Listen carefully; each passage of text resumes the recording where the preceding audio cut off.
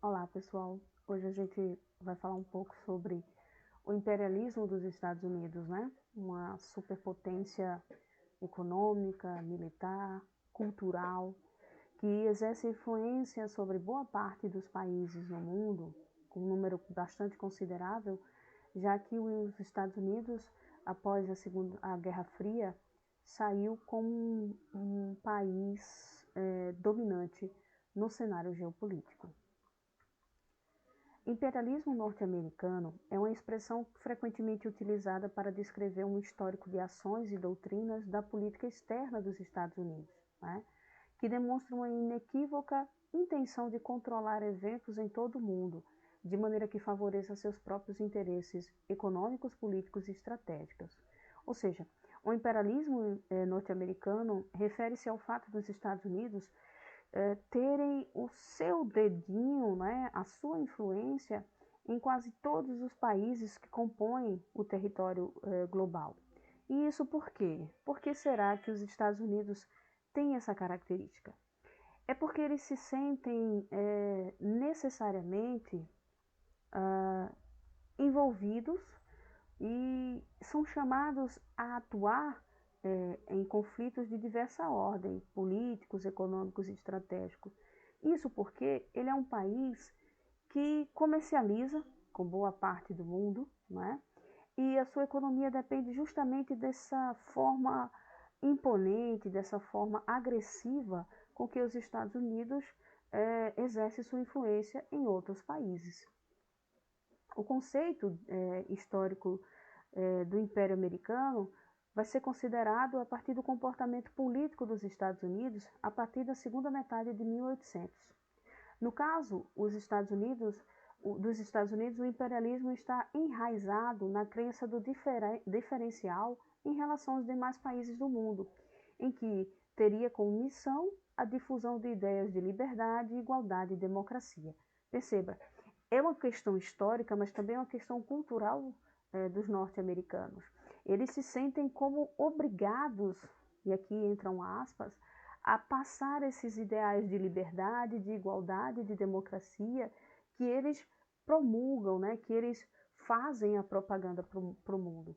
Se bem que se a gente analisar bem o território e as questões internas dos Estados Unidos, a gente vai ver que essa liberdade, essa igualdade, essa democracia, ela acontece até um certo ponto, né? Porque dentro do seu território existe bastante desigualdade também. A liberdade ela é cerceada de acordo com a sua cor de pele, por exemplo, né? E a democracia recentemente demonstrou-se não tão forte quanto imaginávamos, né? O exemplo da eleição de Joe Biden, que derrotou o presidente, até então presidente Donald Trump, demonstra que essa democracia ela está fragilizada. Haja vista que o grupo que apoia Donald Trump ameaçou com atos antidemocráticos a, a posse do novo presidente Joe Biden, tá? Doutrina Monroe. Pouco depois, em 1823, surge a doutrina Monroe, anunciada pelo presidente James Monroe. Esta é geralmente resumida na frase, veja que frase interessante, América para os americanos, expressando a ideia de que todos os territórios do continente possuem direito à independência. Na prática, a doutrina Monroe serve para expulsar gradualmente a Grã-Bretanha e a França, que eram potências ainda com alguma influência nas Américas, colocando em seu lugar os Estados Unidos, que acabam por apadrinhar econômica e politicamente todos os países da área. Então, numa questão geopolítica, os Estados Unidos afastam a Inglaterra e a França, né, a Grã-Bretanha e a França, do seu domínio na América do Norte, na América Central e na América do Sul. E ele afasta e toma essa posição com grande maestria e torna-se o padrinho político e econômico desses países. Mas, lógico, isso tem um custo. O próximo movimento importante do imperialismo norte-americano é a doutrina do Big Stick, ou porrete em português, levado a cabo pelo presidente Theodore Roosevelt, onde os Estados Unidos passam a agir através de guerras, ou fomento de revoluções, ou ainda mediante influência econômica para aumentar sua influência no planeta. Ou seja, Os Estados Unidos influenciam em conflitos bélicos, né, em guerras, para fornecer armamentos, lucrar economicamente com isso, lógico, mas manter ali sua influência, manter ali sua hegemonia política, determinando algumas posições nesses conflitos para se manter ali como aliado do lado vencedor, e isso ele vai ganhando cada vez mais espaço em vários territórios no planeta. O país naquela época já se tornara uma potência industrial e prova sua superioridade na Guerra Hispano-Americana, em 1898, ao tomar Cuba, Porto Rico e Filipinas da Espanha. Além disso, anexa o Havaí e a influência determinante na independência do Panamá, então uma província colombiana. É ali que pouco depois será constituído ou construído o Canal do Panamá, uma via que liga de modo eficaz os oceanos Atlântico e Pacífico. Esse Canal do Panamá tem uma importância fundamental para a economia e para escoar a produção daquela região, já que a construção desse canal evitou milhares de quilômetros que eram gastos pelos navios, né, ao ter que fazer seu contorno para chegar ao seu destino, Europa e Ásia. A zona do canal, que inclui o canal e as áreas circundantes, ficará em posse dos Estados Unidos de 1903 a 1999, ou seja, quase uma centena de anos, né? E aqui vale a pena lembrar e chamar a atenção para o fato dos Estados Unidos, já em 1898, dominar o território cubano, tirando eles do domínio da Espanha. As duas guerras mundiais contribuem definitivamente para o enfraquecimento das potências europeias e o crescimento dos Estados Unidos, que saem vencedores dos dois conflitos sem ter seu território ocupado em qualquer ocasião. Ele na verdade, vai atuar nas duas grandes guerras sem ter recebido ataques em seu território. Ele vai atuar como financiador de armas, financiador de projetos naqueles dois conflitos, e só vai se posicionar de fato quando já tem um desenho estratégico do fim dos conflitos e de quem vai sair vencedor. E aí que entra a questão. Ele lucra financeiramente com esses armamentos e não se indispõe com todos os países. Apenas quando ele toma firmeza de uma decisão pelo lado vencedor, é aí que você vai ver que ele define-se como um país estratégico. A partir daí, com a Europa bastante debilitada por esses dois conflitos, os Estados Unidos vão se protagonizar no cenário mundial e vão oferecer apoio financeiro aos países que saíram derrotados da guerra e vão precisar se reconstruir. Claro que apoio financeiro são empréstimos que não saem a juros baratos. Então, os Estados Unidos usam as guerras e os conflitos para se manter economicamente viável, né? Manter a base da sua economia. A partir daí, o imperialismo se torna um veículo para recrutar outros países e fazer frente à nova ameaça do período da Guerra Fria, que é a União Soviética, com a bandeira socialista. Com o colapso desta União Soviética, os Estados Unidos experimentam um período como potência hegemônica, ou seja, única. Só ele se domina, né? No final da Guerra Fria, os Estados Unidos vai aparecer como a maior potência mundial, né? O centro econômico, político, bélico do mundo, chegando ao ponto de promover até guerras preventivas, ou seja, ataques a países onde há séria contestação às políticas norte-americanas e seus interesses. Geralmente esses países vão se localizar no Oriente Médio. Os interesses são pelo petróleo, né?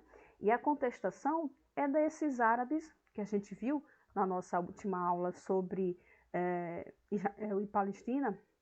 Os Estados Unidos vão ter uma importância fundamental no conflito, né, quando ele apoia Israel contra os árabes. E isso deixa uma marca nessa relação entre árabes e Estados Unidos. O governo dos Estados Unidos desenvolveu uma política econômica agressiva, arregimentando parceiros comerciais e atingindo, além da América, os mercados asiáticos, assim que se tornou uma potência colonial nas Filipinas. Fatores políticos. Do imperialismo, as noções de nacionalismo e patriotismo são exacerbadas, ou seja, ligadas ao orgulho que influencia a imposição pelo militarismo. a população desses países dito imperialistas tendem a ter um nacionalismo muito forte, né?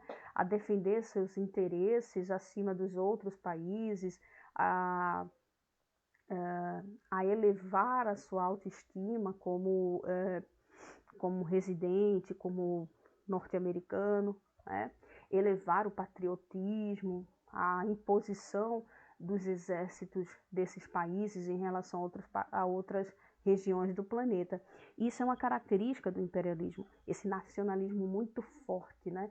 E torna-se também um entrave econômico, porque eles se tornam bastante protecionistas em relação à sua economia. Ele comercializa com o mundo inteiro, mas cria estratégias para dificultar a entrada de produtos de outros países em seu território, essa proteção econômica.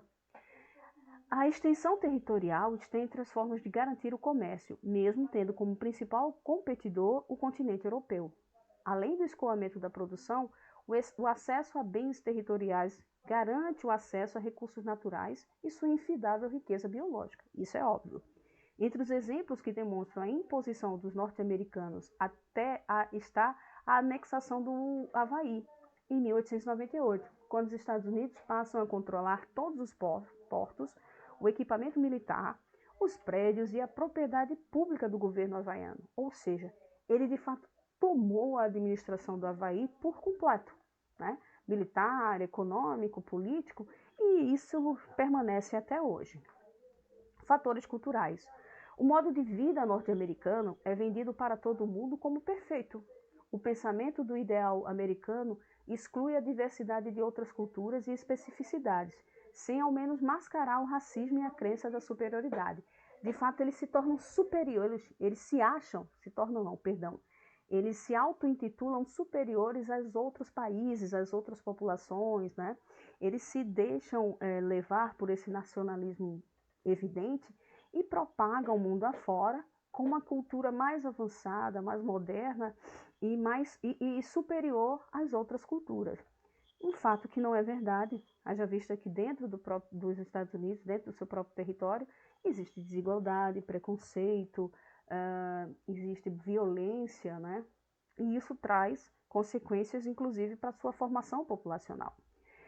O termo ganhou força ao fim da Segunda Guerra Mundial, Guerras e Poder.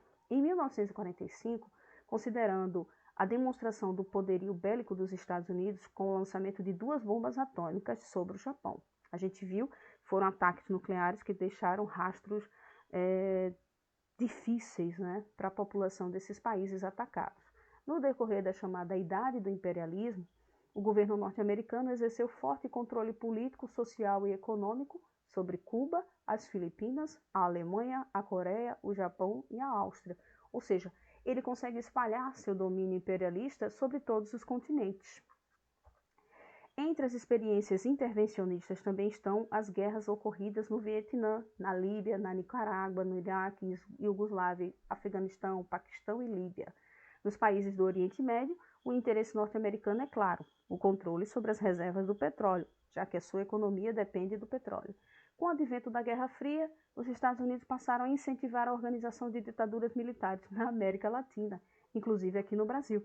Ele tem uma forte influência na ditadura argentina, na ditadura de Pinochet no Chile e na ditadura militar brasileira. Por que isso? Aí vocês vão achar estranho.